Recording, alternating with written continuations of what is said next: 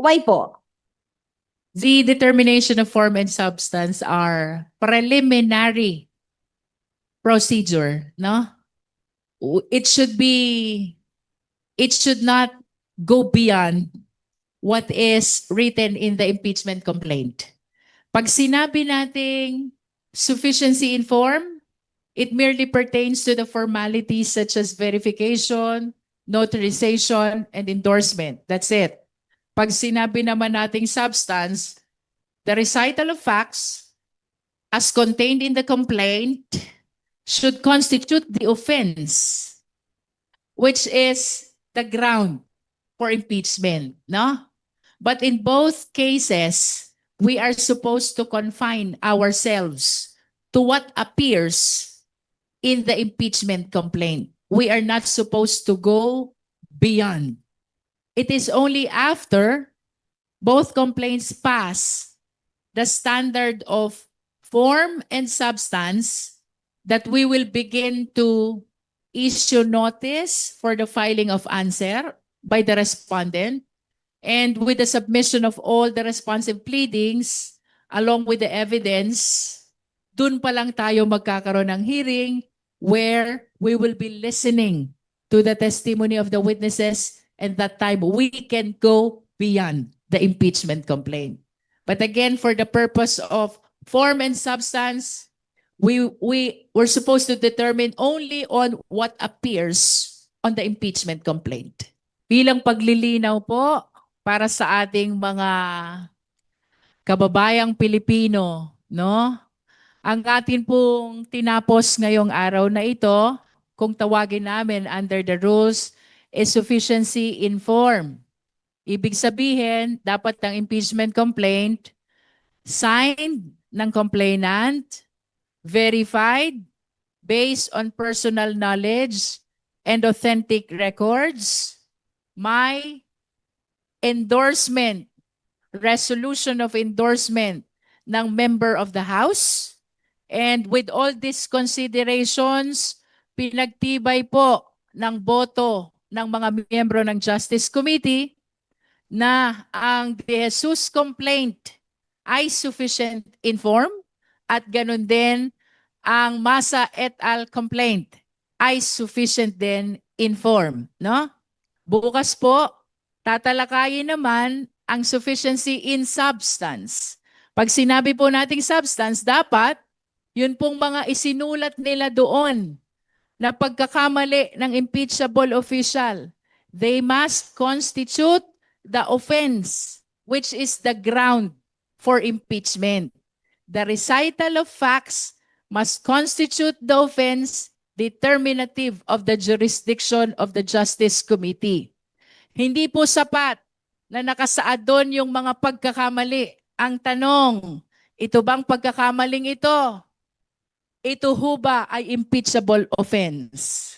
I hope I made it clear, no?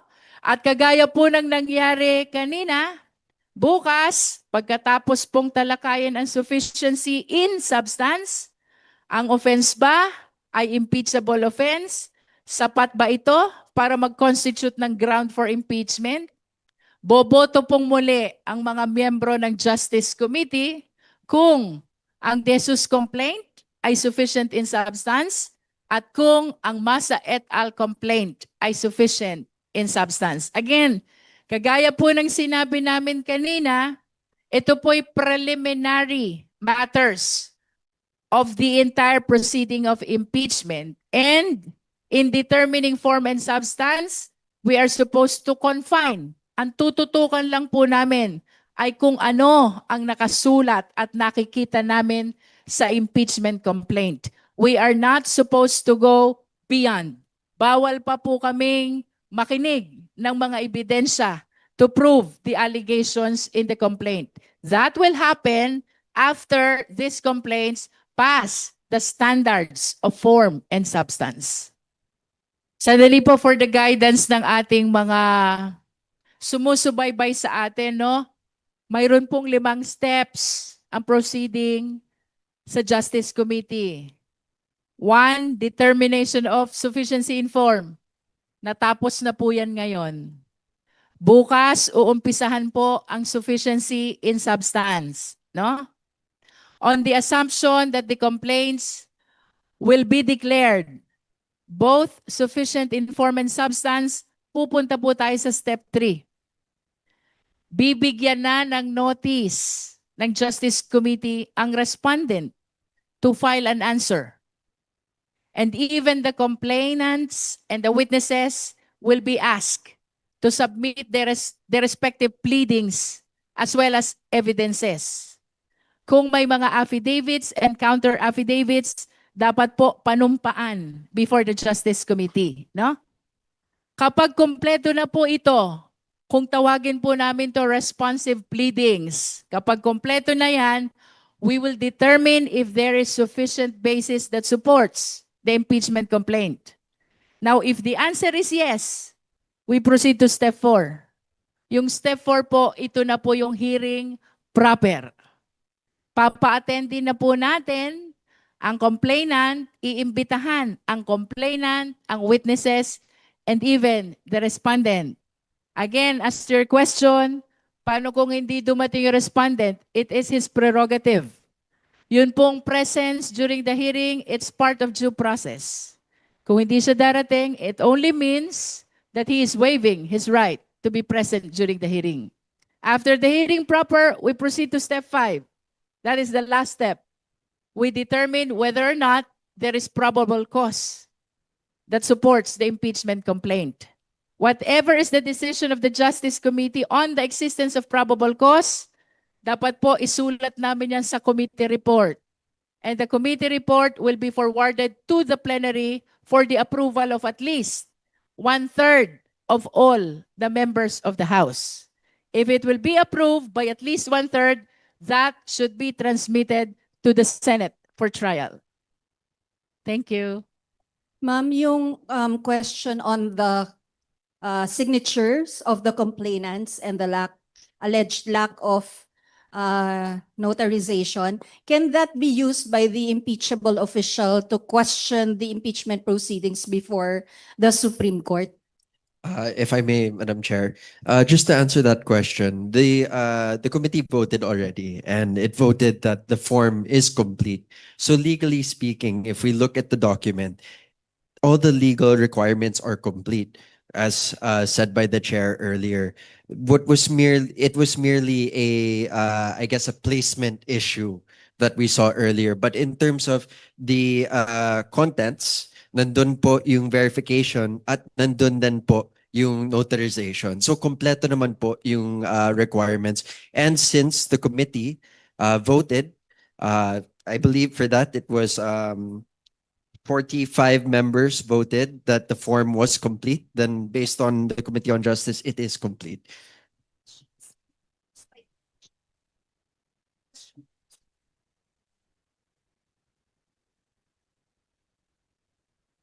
It depends, of course, on the impeachable official if he wishes to bring it to the Supreme Court by way of petition, no? But for us, the Justice Committee, the fact that the endorsers are there and they are vouching about the signature of the complainant in the impeachment complaint, we believe that that is enough for us to presume that the signature is genuine and the intention to file the impeachment complaint is genuine as well.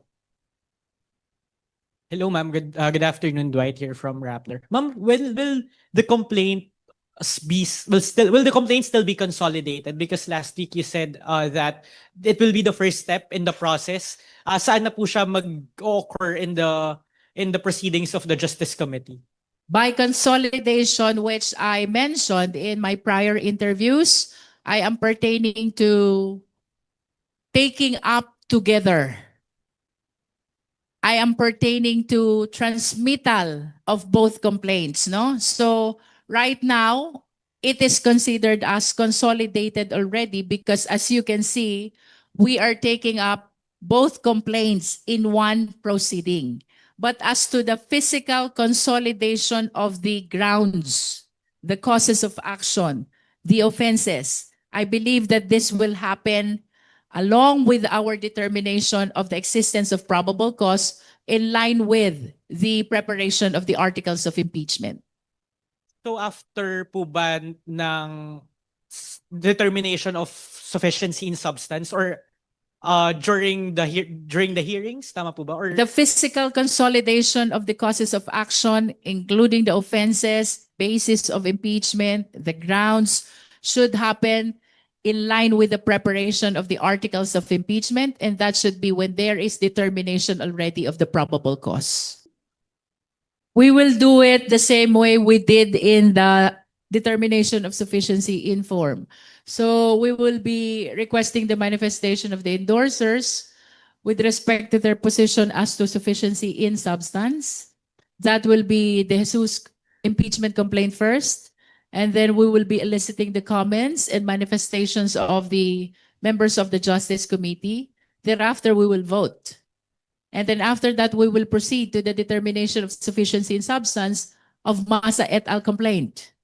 After the position of the endorser, we will ask the committee members to comment or manifest on the same issue of sufficiency in substance, and thereafter, voting again.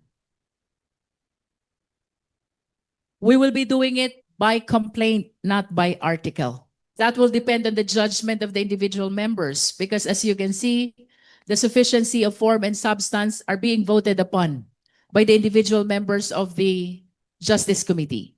So notwithstanding the fact that based on your observation, there is one ground that is not sufficient in form, while the others are not sufficient in substance, while the others are sufficient in substance, what will be material there is the appreciation and the judgment of the individual member.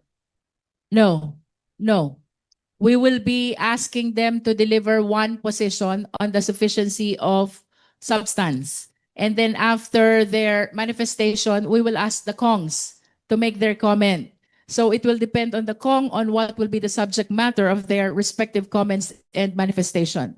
They can comment on one, two, or more of the grounds incorporated in the complaint. And then we proceed to voting. When we vote, we treat the complaint as one, not per ground. That is why it depends on the assessment, appreciation, and the judgment of the individual member whether, given that example, he will still consider the entirety of the complaint as sufficient in substance. Again, determination of form and substance are preliminary. The hearing proper will happen on the subsequent part of the proceeding. We will be hearing a lot of comments tomorrow. They may comment that the first ground is not sufficient in substance. They may comment that the last ground is not sufficient in substance. But at the end of the day, they will be voting upon the sufficiency in substance on the entirety of the complaint. Which decision you are referring to, no? Kasi if we are referring to the original decision of the Supreme Court, ang basis ng running of the one-year prohibition period is the impeachment complaint filed via 1/3. That was filed on February 5. That's why they're saying February 6, 2026, pwede nang mag-file ng second impeachment.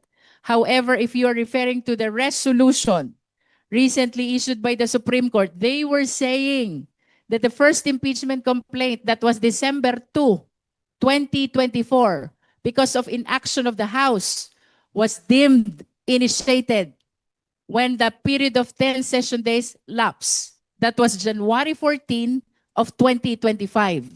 And that is why, by implication, January 15, 2026, naglapse na ang one-year prohibition period. So we are in a crossroad again. Which are we going to follow? Is it the reckoning period of February 5?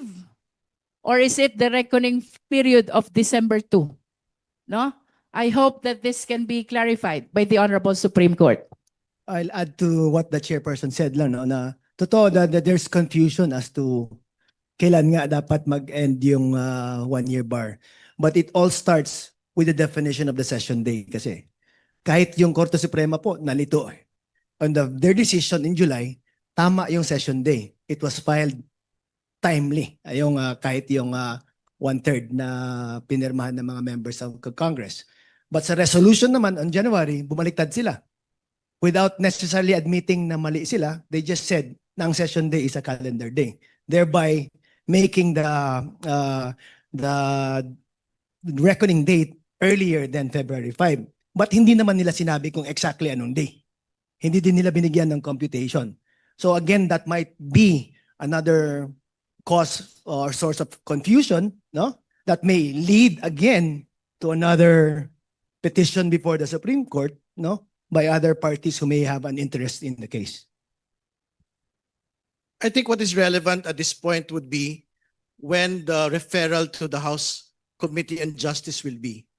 So ibig sabihin po, pagka the referral is on the 6th of Feb onwards, tingin ko wala ho tayong magiging problema dito. So people can file any complaint from today up until the 6th, no?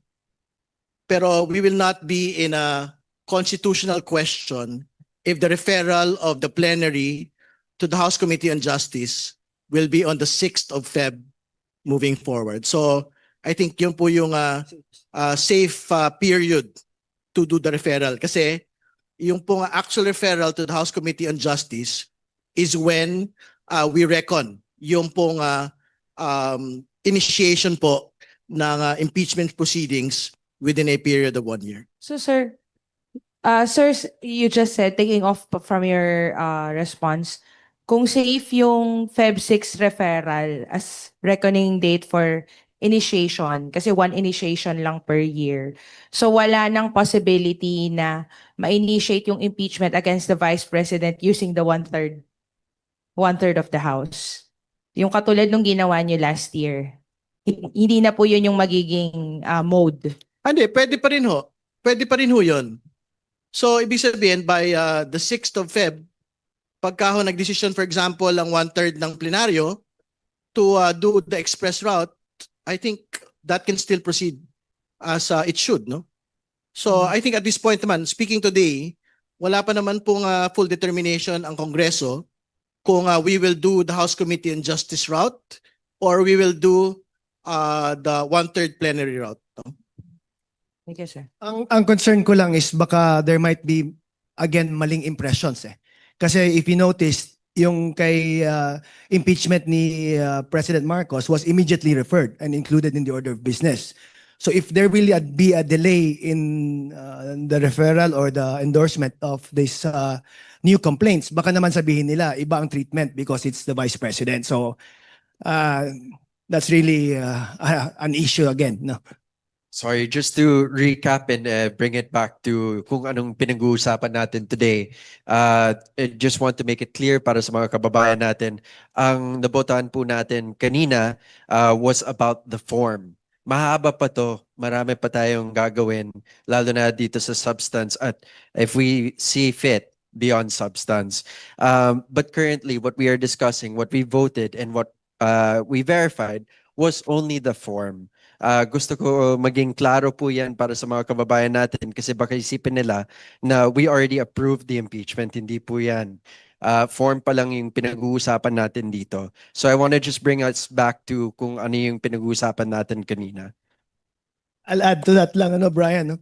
Kasi kanina may mga reactions na na iba ang voting number sa isa, ibang voting numbers ng isa. They were thinking na, there were changes. No? Actually, there are 2 complaints po. Dalawa po yung complaint na tinake up ng House Committee on Justice kanina. No? And resulted in different votes sa per impeachment complaint.